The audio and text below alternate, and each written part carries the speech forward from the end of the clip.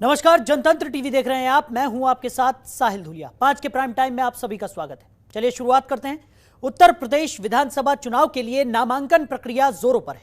प्रत्याशियों का भी ऐलान किया जा रहा है। सबकी नजर पहले चरण पर है, जब 10 फरवरी को प्रदेश में वोटिंग होगी। पश्चिमी उत्तर प्रदेश की 58 सीटों पर वोट डाले जाएंगे। पहले चरण में जिन 58 सीटों पर वोटिंग होनी है वो उत्तर प्रदेश की ग्रीन बेल्ट या गन्ना बेल्ट के नाम से जानी जाती है। गंगा और यमुना नदी के बीच स्थित यह भूमि किसान आंदोलन की धधकती भूमि रही है। देश के बड़े बड़े किसान आंदोलन इसी क्षेत्र की देन है। साथ ही साथ यह क्षेत्र गंगा जमुनी तहजीब के लिए भी जाना जाता है। लेकिन 2013 में मुजफ्फरनगर दंगों के बाद यहां की स्थिति पूरी तरह से बदल गई। हिंदू मुसलमानों के बीच ऐसी गहरी खाई पैदा हो गई कि आज तक इसके निशान देखने को मिलते हैं। इस खाई का फायदा 2014 से लेकर 2019 तक बीजेपी ने जमकर उठाया और रिकॉर्ड तोड़ जीत हासिल की। लेकिन इस बार सपा किसान आंदोलन के बहाने जाट, मुस्लिम और यादव समीकरण, तो वहीं बीएसपी की बात करें तो जाट, दलित और मुस्लिम समीकरण की ओर देख रही है। और दोनों पार्टियों ने इस हिसाब से सीटों का बंटवारा किया है। 58 सीटों में से 13 पर समाजवादी पार्टी और राष्ट्रीय लोकदल ने मुस्लिम उम्मीदवार उतार दिए। इसके अलावा 20 से ज्यादा जाट उम्मीदवारों को टिकट दिए गए। वहीं बीएसपी की ओर से भी 17 मुस्लिमों पर भरोसा जताया गया है। इस टिकट बंटवारे के चलते सपा, रालोद और बीएसपी के बीच सीधा मुकाबला हो सकता है और मुस्लिम मतदाताओं के वोट बंटने का फायदा बीजेपी को भी मिल सकता है। प्रतिशत के लिहाज से देखें तो पहले राउंड में सपा और रालोद ने 22% टिकट मुस्लिमों को दिए हैं, जबकि बसपा ने 29% टिकट बांटे हैं। वहीं बीजेपी की ओर से अब तक किसी भी मुस्लिम उम्मीदवार को पहले और दूसरे राउंड के लिए टिकट नहीं दिया गया है। साफ है कि मुस्लिम वोटों में यदि बंटवारा होता है तो बीजेपी इसका फायदा उठाने की स्थिति में होगी। पहले चरण में 8 सीटें ऐसी होंगी जिन पर गठबंधन और बीएसपी के मुस्लिम प्रत्याशी आमने सामने होंगे। भले ही मुस्लिमों का रुझान सपा की ओर दिख रहा है, लेकिन बीएसपी ने मुस्लिम उम्मीदवार उतारकर मुकाबले को रोचक बना दिया है। ऊपर से एआईएमआईएम ने भी मुस्लिम बाहुल सीटों पर प्रत्याशी उतारकर सपा की सांसें बढ़ा दी है। ऐसे में कड़ा मुकाबला होने की स्थिति में बीजेपी को फायदा होने की संभावना बनती है। तो 2017 में भी कुछ ऐसा ही देखने को मिला था, जहां सपा बीएसपी के मुस्लिम उम्मीदवारों की लड़ाई में बीजेपी ने जीत दर्ज की थी। पहले चरण में जिन 7 सीटों पर सपा और बसपा के मुस्लिम उम्मीदवारों के बीच सीधा मैच हुआ था, उन सभी पर बीजेपी ने जीत हासिल की थी। ऐसे में क्या फिर एक बार बीएसपी सपा का खेल बिगाड़ सकती है? ऐसे ही तमाम सवालों के जवाब हम तलाशने की कोशिश करेंगे। कुछ खास मेहमान भी आज हमारे साथ जुड़ेंगे।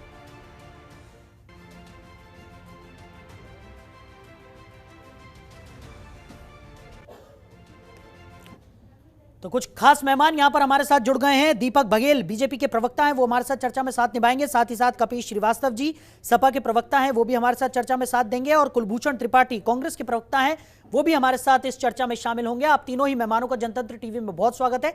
सबसे पहला सवाल मेरा दीपक बघेल जी आपसे रहेगा कि क्या पश्चिमी यूपी में ध्रुवीकरण की जो बयार है वो एक बार फिर यहां पर देखने को मिलेगी? क्या कहेंगे आप?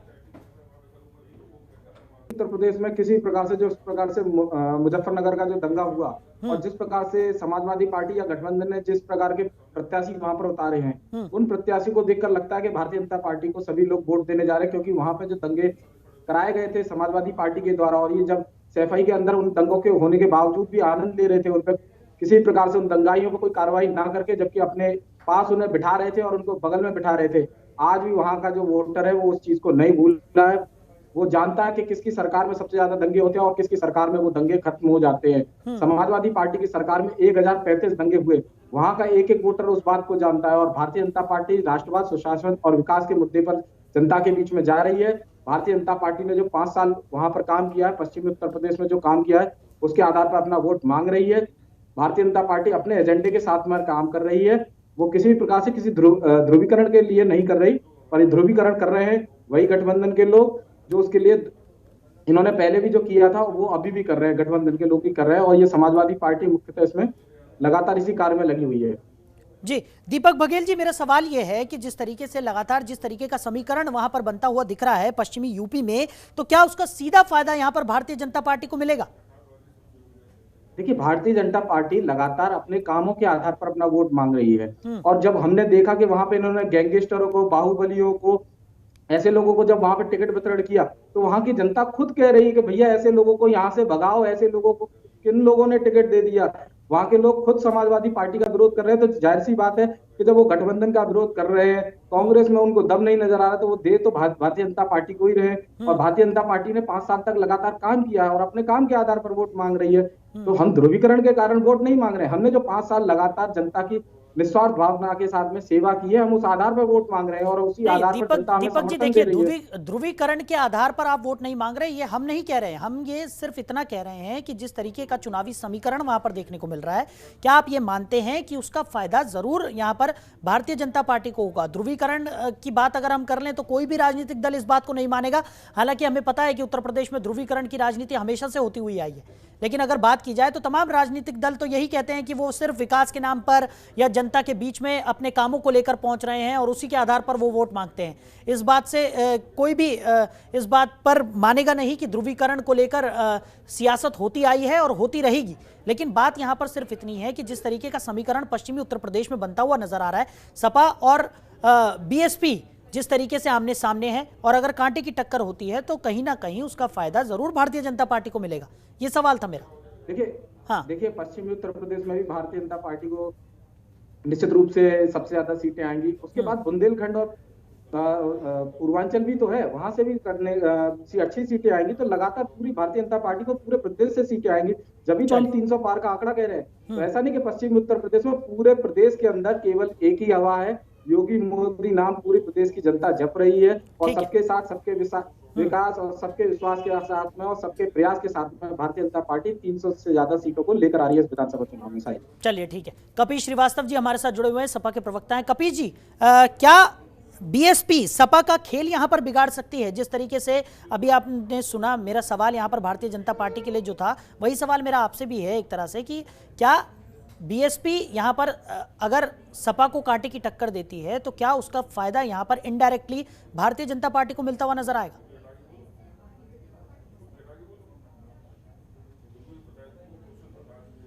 पहली चीज तो ये है कि उत्तर प्रदेश की जनता एक बहुत आराम से एक चीज जानती है कि भारतीय जनता पार्टी जो है वो ध्रुवीकरण की राजनीति खेलती है और सांप्रदायिक ध्रुवीकरण कराना, दंगा कराना और दंगों के बाद ध्रुवीकरण करा करके वो लाभ उठाना चाहती है। ये उसने पूरे देश में यही माइंड सेटअप किए हुए हैं। तो आप इस बात को देखिए कि देश के लोग बहुत समझदार हैं। गोधरा के अंदर मोदी जी की सरकार चल रही थी, जो गोधरा दंगे हुए जिसमें अटल बिहारी जी ने कहा था राजधर्म निभाओ, 3 महीने तक ये दंगा का कांड चला, 3000 से ज्यादा लोग मारे गए थे। उस इलेक्शन के बाद जब भारतीय जनता पार्टी कुछ एक क्षेत्र में हारी थी तो वहां के विधायकों ने बकायदा इनकी मीटिंग में इस बात को कहा कि हम जो है वो इस वजह से हार गए क्योंकि हमारे यहाँ दंगे नहीं हुए। तो ये दंगेबाज पार्टी है, इनका संगीत सोम, कुलदीप, सुरेश राणा मुख्य अभियुक्त है मुजफ्फरनगर दंगे की, और ये दंगेबाज 60 लोगों के हलाक के हत्यारे हैं और इनका जो है वो बकायदा ट्रायल चल रहा है। इन पर से मुकदमा उठा रहे थे योगी आदित्यनाथ जी, जिसको इलाहाबाद उच्च न्यायालय ने रोक दिया। दंगेबाज खुद हैं और बताते दूसरे को हैं। अरे 2017 का दंगा भूल गए क्या आप लोग? 2017-2018 में देखिए कपील जी देखिए, चर्चा पर रहते हैं ना, जिस चीज पर हम बात कर रहे हैं उस पर रहते हैं। क्यों किसने क्या किया, किसने क्या नहीं किया, इस पर मैं बात ही नहीं कर रहा हूं। मेरा सिंपल सा सवाल आपसे ये था कि 2017 में जिस तरीके की चीजें निकलकर सामने आई थी, क्या एक बार फिर से उसी तरह का समीकरण यहां पर बनता हुआ नजर आ रहा है? क्योंकि समाजवादी पार्टी की तरफ से जो उम्मीदवार खड़े किए गए हैं, वहीं बीएसपी की तरफ से अगर बात की जाए तो क्या इस बार जाटों की अगर हम बात कर लें, चलिए मैं सवाल एक बार फिर से आपके लिए एक अलग तरीके से इस सवाल को पूछ लेता हूं कि जाटों की अगर हम बात करें तो क्या मुस्लिम उम्मीदवारों को छोड़कर भारतीय जनता पार्टी को यहां जो जाट है उनका समर्थन मिलता हुआ नजर आएगा? देखिए बहुत मैं सीधी सी और स्पष्ट बातें कह रहा हूँ। मैं समझ रहा हूँ आपने जो क्वेश्चन किया, ऐसा नहीं कि हमने कल क्वेश्चन नहीं समझा। हमने तो बघेल जी जो वीर गाथा गा रहे थे उनकी गाथा तो कुछ ओपन करना पड़ेगा। तो कुछ ओपन करना पड़ेगा। नहीं ठीक है, कोई बात नहीं। आप कपिल जी पहले चर्चा कर लीजिए। पिछली बार इन्होंने दंगे करा करके, अरे भाई सुनो भाई, नाए दसन कौन है कपिल जी, ये भी बता दीजिएगा। हाजी यूनिस कौन है ये भी बता दीजिएगा। मैं तो सीधी बात, अरे योगी आदित्यनाथ कौन है? योगी आदित्यनाथ कौन है? योगी आदित्यनाथ, अरे भाई ये बताओ ना, योगी आदित्यनाथ कौन है? संगीत सोम कौन है? कुलदीप कुमार कौन है? और सुरेश राणा कौन है? ये दंगेबाज है कि नहीं है? 153 का आरोपी है, 302 का आरोपी है। बताओ आप, 307 का मुकदमा है, कितने नाम लिए उस पर है, और 60 कत्लों का हत्यारा है। प्रधानमंत्री जी तो खुद ही गोधरा के दंगे के मास्टरमाइंड रहे हैं। आज भी जकारिया का केस उनके ऊपर चर्चा नहीं कर रहे हैं। कपिल जी, दीपक जी, जकारिया का केस प्रधानमंत्री पर है। आप खुद ही अपनी अदालत चला लीजिए। फिर एक काम कीजिए दीपक जी, कपिल जी, आप दोनों एक दूसरे के साथ ही बहस कर लीजिए और ये बता दीजिए कि किसने कितने दंगे कराए। ठीक है, हम इस चर्चा को यही खत्म कर देते हैं, आप दंगों पर ही बात कर लीजिए। फिर एक एक करके सीधा सवाल है मेरा, उसका जवाब दे दीजिए। ये दंगेबाज लोग हैं, ये दंगा करा के ही जन्म लिए। ठीक है ना कपीश जी, खत्म करते ना इस बात को। दंगों पर चर्चा हम कर ही नहीं रहे, हम दंगों पर चर्चा। कपीश जी, इनको मैं डिबेट करने नहीं दूंगा आज। ठीक है, आप किसी को डिबेट मत करने दीजिए। फिर ऐसा करते, आप प्रश्न पूछ रहे हैं तो इनको पूछिए ना। ठीक है कपीश जी, अब वो शांत हो गए हैं ना, आप अपनी बात रखिए। मैंने आपसे सीधा सवाल किया, आप उस सीधे सवाल का सीधा जवाब दीजिए। ठीक है दीपक जी शांत हो जाइए आप। ठीक है, पहले तो इनकी आवाज आप बंद कीजिए। ठीक है दीपक जी शांत हो गए हैं। कपिल जी, मैंने जो सवाल किया है आप उसका सीधा जवाब दीजिए। किसने कितने दंगे कराए, किसने कितने दंगे नहीं कराए, ये मेरा सवाल ही नहीं। नहीं, हम तो दंगे की जो कराए उसकी बात ही नहीं, जिनका ट्रायल चल रहा उनका नाम बताएं। ठीक, खत्म कीजिए इस बात को। दूसरी बात, हाँ, सबसे पहली चीज तो ये है कि जो इन्होंने जाट मुस्लिम को इन्होंने बांटने की कोशिश मुजफ्फरनगर दंगे से की थी, आज वो संलयित हो चुके हैं। आज किसान इनसे प्रताड़ित है, 756 किसान शहीद हुए हैं, 4 की हत्या भारतीय जनता पार्टी ने करवाई है। तो आप मुझे बताइए, बीएसपी कोई भी चीज खड़े, बीएसपी क्या कहीं दिखाई दे रही है लड़ाई में? और बीएसपी तो बीजेपी की बी टीम है, वो जानबूझ करके ऐसे उम्मीदवार देगी। तो क्या हमारे अन्य उम्मीदवार, हमारे नागरिक नहीं जान रहे हैं? क्या हमारे अल्पसंख्यक भाई नहीं जान रहे हैं कि बहुसंख्यक भाई नहीं जान रहे हैं कि ये बी टीम है, ये वही करेंगी? लेकिन ऐसा कुछ नहीं है। भारतीय जनता पार्टी को हराने के लिए किसान है, नौजवान है, महिला है, जाट है, जो इन्होंने तोड़ा था सबको हमने जोड़ लिया। ये कुछ भी कर लें और बीएसपी से मिलकर के कितना भी अपनी लिस्ट कर लें, उससे कोई फर्क नहीं होने वाला है। बीएसपी को तो कोई वोट देने ही नहीं जा रहा है। और सीधी सी बात यह है कि भारतीय जनता पार्टी को समाजवादी पार्टी सीधी लड़ाई में बुरी तरीके से परास्त कर रही है, सारे वोट हमें आने। चलिए ठीक है, इसमें कौन सी बड़ी बात? कुलभूषण त्रिपाठी जी भी हमारे साथ जुड़े हुए हैं, कांग्रेस के प्रवक्ता हैं। कुलभूषण जी, आप क्या कहेंगे जिस तरीके से जो समीकरण यहाँ पर बन रहा है और जिस तरीके से आपने अभी चर्चा देख ली, यहाँ पर समाजवादी पार्टी का कहना है कि उन्हें कुछ खास यहाँ पर फर्क पड़ेगा नहीं, लेकिन 2017 के समीकरणों की अगर हम बात करें तो एक बड़ा फायदा यहाँ पर भारतीय जनता पार्टी को हुआ था। निश्चित तौर पर बिल्कुल सही साहिल जी आप प्रश्न उठा रहे हैं। भारतीय जनता पार्टी और समाजवादी पार्टी जिस तरह से अभी चैनल पे दोनों प्रवक्ता आपस में भिड़ रहे हैं, ऐसे ही चुनाव में भिड़ रहे हैं। जनता के मुद्दों को से लेना देना कुछ भी नहीं है। बेरोजगारी इस समय चरम पर है। Centre for monitoring Indian economy के जो आंकड़े आए हैं उस समय बेरोजगारी चरम पर है। आज इसी को ध्यान में रखते हुए कांग्रेस ने अपना भर्ती विधान जारी किया है। भर्ती विधान में जो हम अपनी प्रतिज्ञाएं लेकर आ रहे हैं, जैसा हमने शक्ति विधान जारी किया था जिससे हम महिलाओं को जोड़ रहे हैं, तो जो जमीन के मुद्दे हैं, जो किसान के मुद्दे हैं, आज छुट्टा जानवरों की इतनी बड़ी समस्या है किसानों के सामने कि पूरी पूरी रात इस सर्दी में वो खेत पे खड़े रहते हैं, फिर भी कोई ऐसा क्षण नहीं चूकता कि जब फसल खराब ना हो जाए। किसान की आमदनी दोगुनी करने का वादा करके आई थी भारतीय जनता पार्टी और आज 2022 में आमदनी तो दोगुनी नहीं हुई, दर्द 100 गुने हो गए। तो इस समय जब किसान पूरी तरह से परेशान है, युवा पूरी तरह से परेशान है, अभी मुख्य परीक्षा उत्तर प्रदेश पीसीएस की आपने टाल दी कोरोना का बहाना बना के, लेकिन एक टीईटी की परीक्षा आप कराने जा रहे हैं जिसमें 21 लाख विद्यार्थी शामिल हो रहे हैं। दरअसल आज युवा जान गया है क्योंकि टीईटी से नौकरी नहीं मिल रही है। टीईटी तो सिर्फ जस्ट क्वालिफाइंग एग्जामिनेशन है, आप सिर्फ क्वालिफाई करेंगे, शिक्षक भर्ती की परीक्षा बाद में होनी जो इस सरकार को करानी नहीं है और अगली सरकार इनकी आनी नहीं है। तो सिर्फ पागल बनाने के लिए, युवाओं को भरमाने के लिए ये सारी कोशिशें हो रही। क्या युवाओं को लेकर इनका विजन है? क्या महिलाओं को लेकर इनका विजन है? क्या किसानों को लेकर इनका विजन है? छुट्टा जानवरों का क्या इलाज है? खाद और बीज की जो इतना रेट बढ़ गया है, पेट्रोल डीजल के दाम इतने ज्यादा हो गए हैं, किसान आज सिर्फ आत्महत्या करने को मजबूर है। मैं दूसरी बात कहता हूं कि भारतीय जनता पार्टी को सोचना चाहिए कि इन्होंने जो कौशल विकास के नाम पे स्किल डेवलपमेंट शुरू किया था, वो आज तक का युवाओं के साथ सबसे बड़ा घोटाला है। स्किल डेवलपमेंट की ये आंकड़े जारी करें कि उससे कौन सा डेवलपमेंट हुआ। स्टैंड अप, स्टार्टअप, ऐसे तमाम नारे और आज प्रथम चरण का जब मतदान होगा तब आप देखिएगा कि उत्तर प्रदेश में जो बदलाव की लहर बहेगी और उसका निश्चित तौर पर झुकाव कांग्रेस की तरफ हो रहा है। प्रियंका जी एक विकल्प के तौर पर आज खड़ी हुई हैं, जो इस उत्तर प्रदेश को एक बेहतर दिशा दे सकती हैं, चाहे वो युवाओं के मामले में हो, चाहे महिलाओं के मामले में हो, चाहे किसानों के मामले में हो। बिल्कुल बिल्कुल कुलभूषण जी, अगर ये जो मास्टर स्ट्रोक आज प्रियंका गांधी और राहुल गांधी की तरफ से ये जिस तरीके की बढ़ते विधान जो निकाला गया है उसके हिसाब से अगर देखा जाए और ये मास्टर स्ट्रोक अगर सटीक बैठता है तो कहीं ना कहीं बदलाव की बयार यहाँ पर देखने को मिल सकती है। ज़रूर, इस बात से हम कोई भी इसे नकार नहीं सकते, लेकिन जो तमाम आरोप आपने लगाए उसका जवाब ले लेते हैं। दीपक जी क्या कहेंगे, तमाम तरीके के आरोप यहाँ पर लग रहे हैं? जो चश्मे में थोड़ा सा दिक्कत है, इनके दृष्टिकोण में दिक्कत है। एक्चुअली में चश्मे पर कमेंट कर दो तो इनके प्रवक्ता नाराज हो जाते हैं। इनके दृष्टिकोण में दिक्कत है। इनको दूरदृष्टि दोष नहीं है, निकट दृष्टि दोष नहीं है, एक विशेष दृष्टि दोष है। इनको विशेष रूप से उत्तर प्रदेश के अंदर सब कुछ नजर आता है।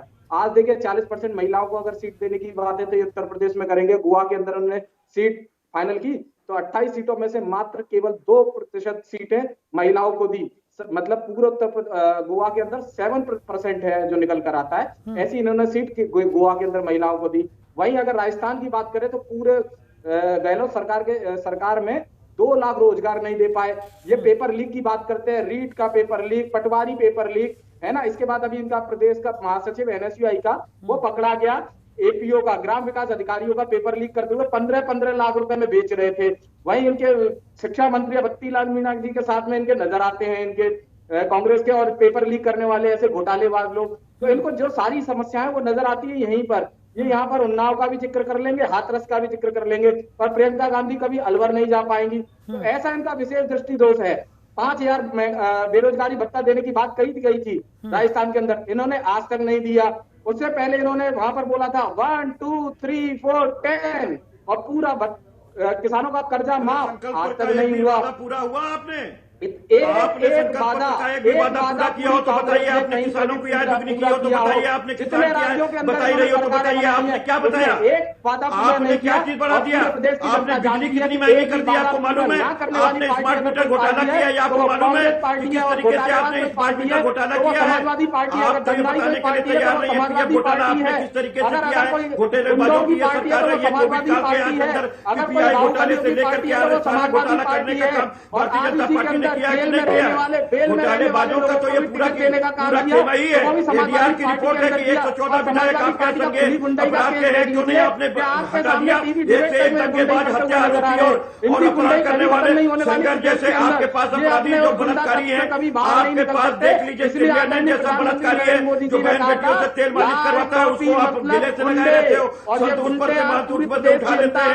आपने देखा नहीं कि किस तरह से एमजीएम पर में 25 महिला पत्रकारों का बलात्कार किया, उसका गैंगस्टरों को बलवाइयों को, बलात्कारियों की पार्टी बन चुके हो। योगी आदित्यनाथ का टिकट देंगे करवाते हैं जब मीडिया को पूरा नंबर 1 दिया तब तक योगी आदित्यनाथ नहीं हुए। ठीक है दीपक जी, कपीश जी, दीपक जी, कपीश जी, देखिए ये कोई चर्चा करने का तरीका नहीं है। जिस तरीके से आप चिल्ला रहे हैं, ना मैं कपीश जी को ढंग से सुन पा रहा हूं, ना दीपक जी को सुन पा रहा हूं, और दर्शकों तक भी कोई संदेश यहां पर पहुंचता हुआ नजर नहीं आ रहा होगा।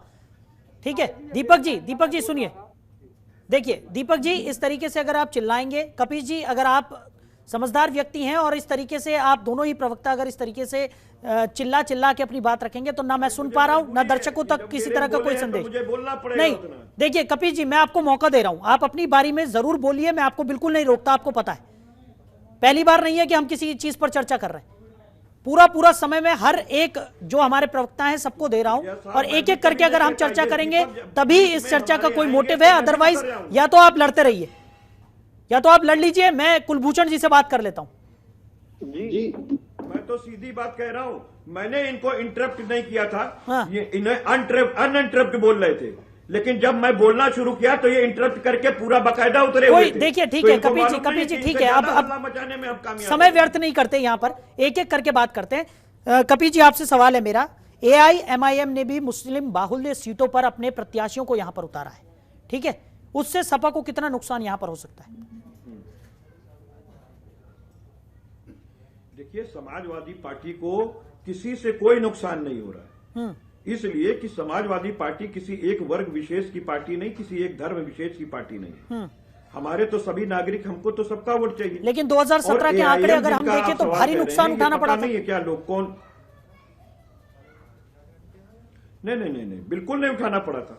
26,000 वोट, 0.2%, 38 सीट ये इन्होंने लड़े थे एआईएम ने, और केवल 26,000 वोट। सिर्फ एआईएम की बात नहीं कर रहा हूं। 2% इनका उत्तर नहीं, कपिल जी था। मेरा पहला सवाल और ये वाला सवाल दोनों एक साथ ही है। मैं सिर्फ एआईएमआईएम की बात नहीं कर रहा हूं, मैं मुस्लिम बाहुल्य सीटों की बात कर रहा हूं। जिस तरीके से बीएसपी की बात अगर हम कर लें या एआईएमआईएम की बात कर लें तो मुस्लिम बाहुल्य सीटों पर अपने अपने कैंडिडेट्स यहां पर उतार दिए गए हैं। सपा ने भी अपने उम्मीदवार यहां पर उतारे हैं, लेकिन एक दूसरे के लिए अगर वोट काटे जाएंगे तो क्या उसका फायदा भारतीय जनता पार्टी को नहीं होगा और समाजवादी पार्टी को नुकसान नहीं उठाना पड़ेगा? मैं बहुत सीधी बात आपको कह रहा हूं। हाँ। कि हम लोगों को कोई नुकसान इसलिए इस वजह से नहीं हो रहा है, हम लोगों ने सारी चीजों को संलयन कर लिया है। जो भारतीय जनता पार्टी ने फूट डालो और राज करो की नीति अपनाई थी, जाट मुस्लिम के को फरकेट कर दिया था, भाई को भाई से लड़ा दिया था, हमने पूरे 5 वर्ष उनको जोड़ने का काम किया है। और दूसरी बात, कब बहुजन समाजवादी पार्टी या कब कांग्रेस पार्टी जो है वो अल्पसंख्यक के वोट नहीं पाती रही है? ऐसा थोड़ी ना कि किसी की बगौती है अल्पसंख्यक वर्ग, वो किसी की नहीं है। हाँ। हम तो एक बात ये कह रहे हैं कि क्या 4 बार हमने सरकारें बनाई हैं तो 4 बार क्या इंडियन नेशनल कांग्रेस नहीं लड़ी या बीएसपी नहीं लड़ी? उससे क्या फर्क पड़ता है?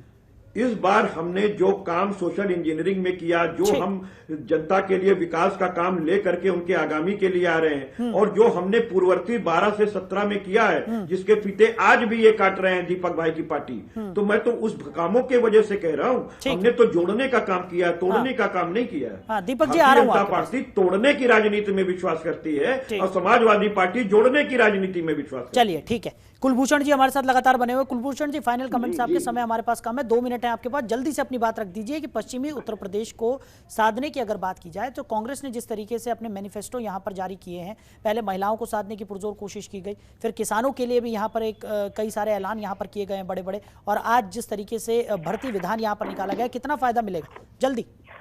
निश्चित तौर पर बहुत बड़ा फायदा मिलेगा साहिल जी। जिस तरह से भारतीय जनता पार्टी ने जो विकास किया है वो नफरत का, विभाजन का, महंगाई का, बेरोजगारी का, भ्रष्टाचार का, अपराध का, बलात्कार का, हत्या का, आत्महत्या का, ऐसे विकास को जनता नहीं चाहती है।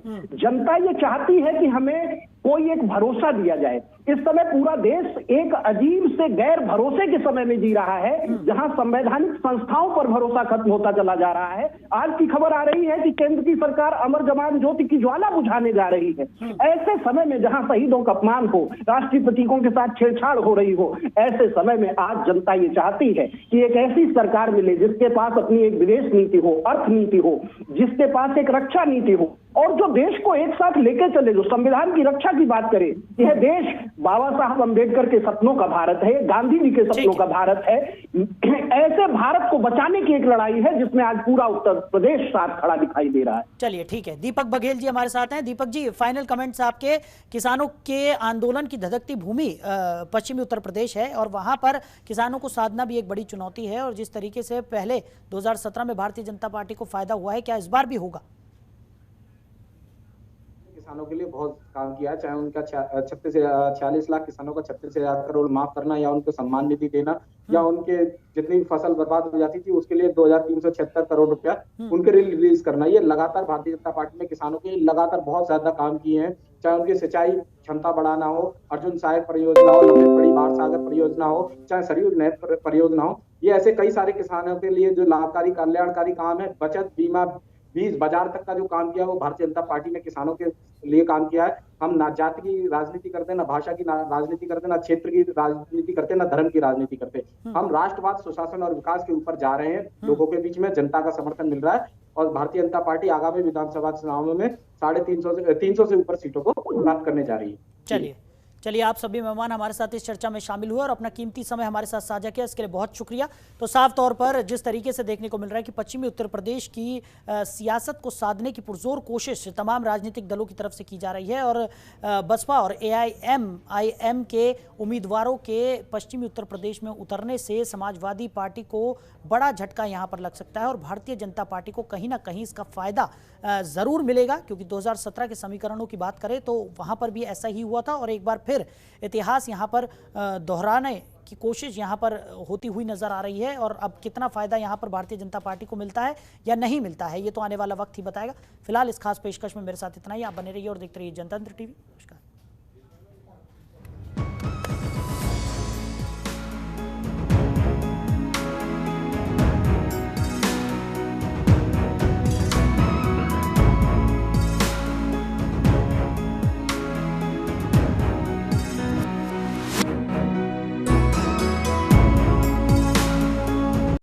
खबरों के निष्पक्ष विश्लेषण के लिए सब्सक्राइब करें Janatantra TV and press the bell icon. Never miss any update.